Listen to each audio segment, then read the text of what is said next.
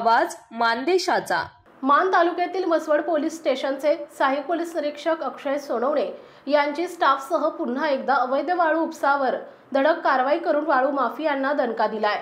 अवैध वाळू उपसा आणि वाळू वाहतूक करणाऱ्या आरोपीस ट्रॅक्टर, ट्रॉली आणि वाळूसह ताब्यात घेऊन अटक करण्यात आली आहे। तब्बल 7,28,000 रुपये किमतीचा मुद्देमाल जप्त करण्यात आलाय।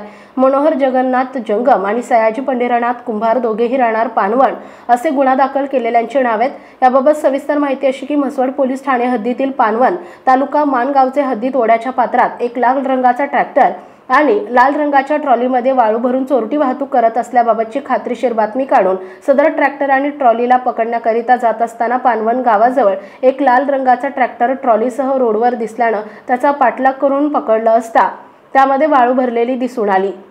त्यामुळे त्या अनुषंगाने मसवड पोलीस ठाण्यात आरोपी मनोहर जगन्नाथ जंगम, सयाजी पंढरीनाथ कुंभार यांच्यावर गुन्हा दाखल करण्यात आलेला असून ट्रॅक्टर, ट्रॉली, वाळू असा 7,28,000 रुपये किमतीचा मुद्देमाल जप्त करण्यात आलाय।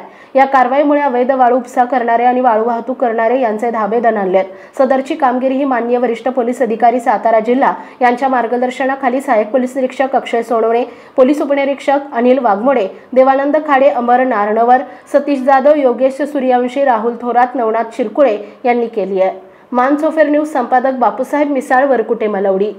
आपल्या जिल्ह्यातील तालुक्यातील लेटेस्ट बातम्या पाहण्यासाठी आजच मानसोफर न्यूज चॅनलला YouTube वर सबस्क्राइब करा आणि बेल आयकॉन प्रेस करा।